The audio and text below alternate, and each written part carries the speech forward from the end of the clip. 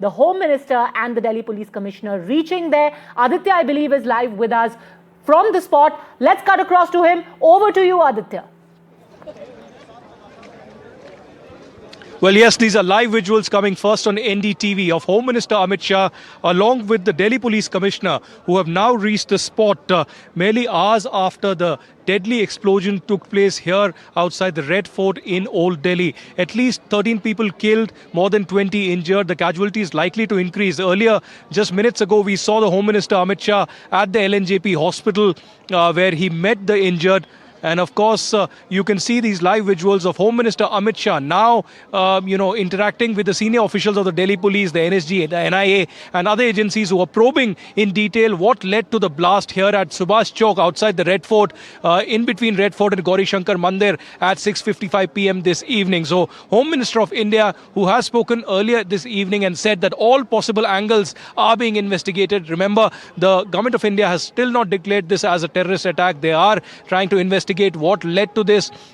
So Home Minister right now is at the spot. These are visuals of Home Minister of India Amit Shah along with the Delhi Police Commissioner and senior officials of multiple agencies at the spot investigating further what led to this. Home Minister live at the spot is being briefed by multiple agencies as to what led to this blast and how long will it take to actually analyze and see the cause of the entire blast. So that's the latest that we are breaking here on NDTV. Live visuals on the screen of Home Minister Amit Shah after visiting LNJP hospital, now at the site of the blast, trying to ensure that there goes a message to the people of India that the government is trying to do whatever is possible and investigating this from multiple angles. So on your screens right now is the Home Minister.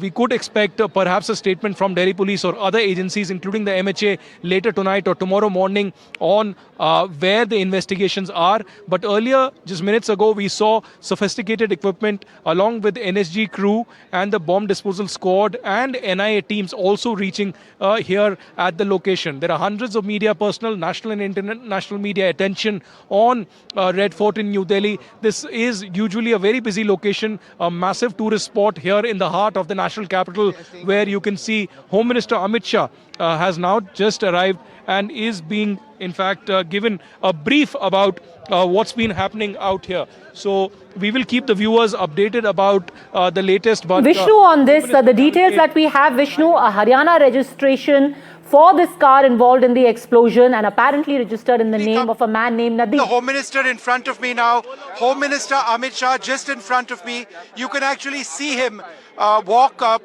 past right in front of me now. He's been here for the last 5 minutes.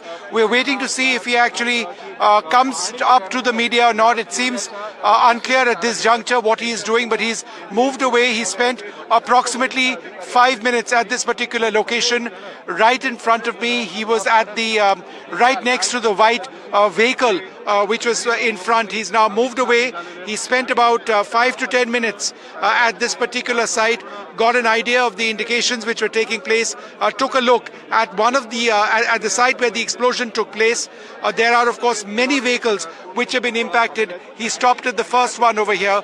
We expect more statements from the Home Minister as he's promised a little while back. So this is what's been happening now at this particular location with the Home Minister Amit Shah having come over here just a few moments back and examining what has been taking place.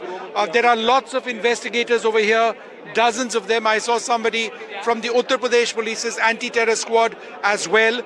Remember, this particular blast has taken place on a day, as we've been mentioning repeatedly, when there's been a massive bust of a terror cell which has taken place, where in the Faridabad area 2.3 tons of high explosives were recovered from a home associated with a doctor.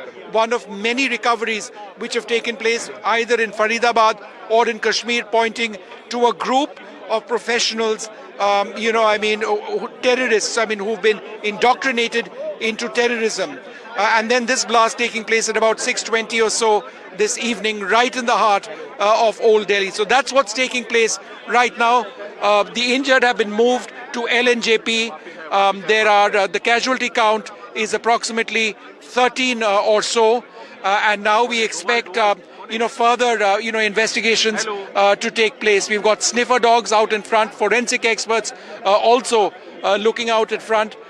We need, to get a clearer idea of what is expected soon. We've got very specialized equipment which is coming out at this stage as these investigators try and piece together the preliminary information on the nature of the explosives and anything else that they can gather. By now, a couple of hours after the blast, they would have a reasonable idea of just what it was that caused this, but they would now obviously simultaneously be moving to draw the links between the earlier incident, what happened today, whether there was intelligence which took place. This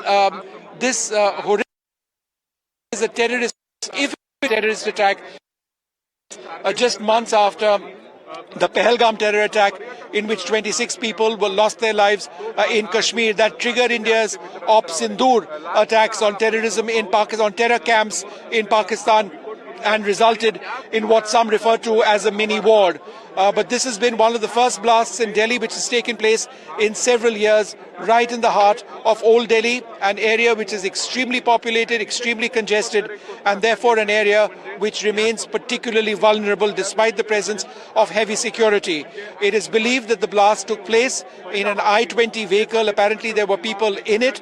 Apparently initial investigations indicate that there is no shrapnel per se which has been found, but some reports suggesting that there are upwards of 20 vehicles which have been damaged in this particular blast.